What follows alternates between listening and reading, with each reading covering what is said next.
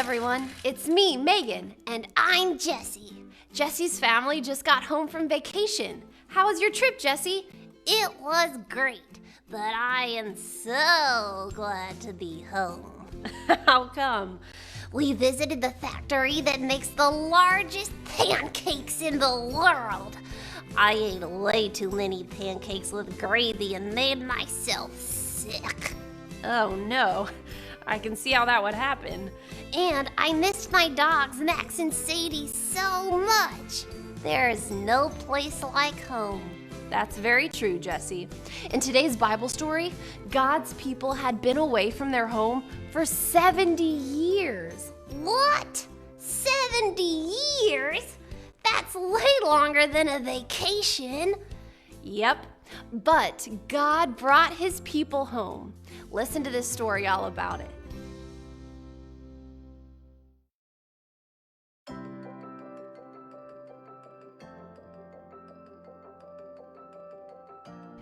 God's people were in Babylon, far away from their homes and land.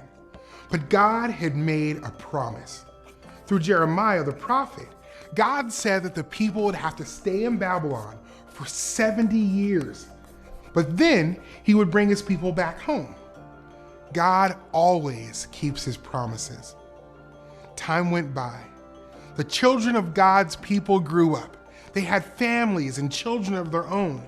Then their children grew up and had family and children too.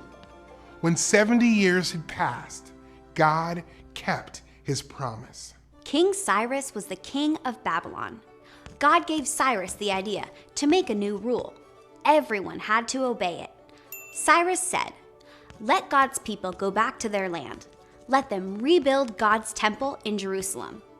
This was good news. Before, God's people had to stay in Babylon like prisoners. Now they were free. They could finally go home. So the people got ready to go. King Cyrus and the other people living in Babylon gave them gifts like gold, silver, and animals. God's people started walking. A man named Zerubbabel led them. They walked and walked and walked. Some of the people had never seen Jerusalem because they had been born in Babylon. When they got to Judah, each family set up its house.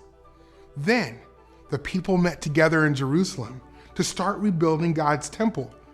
God had special laws for how to build the temple, and God's people were careful to obey them.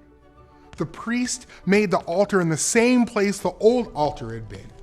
Then they made offerings and sacrifices to God. The people started building. First, they needed money to buy supplies. God's people gave money to the men in charge of building the temple. They paid people to bring big logs to Jerusalem. The workers made the foundation, or the bottom, of the temple. The foundation was very important. A strong foundation makes a building strong. The people were so happy that the foundation was done. The priests put on special clothes. The people shouted and sang songs to God. "God is good. He is loving and always will be," they said. What a happy day for God's people. Not everyone was happy though. Some of the older people remembered what the first temple had looked like long ago, before it had been knocked down. The people were sad and they cried loudly. The sounds of people shouting and crying was so loud that it could be heard from far away. God sent his people home to fix the temple. God sent Jesus to earth to save his people. One day, Jesus will come back. He will fix up a greater home for all of God's people, and we will live with him forever.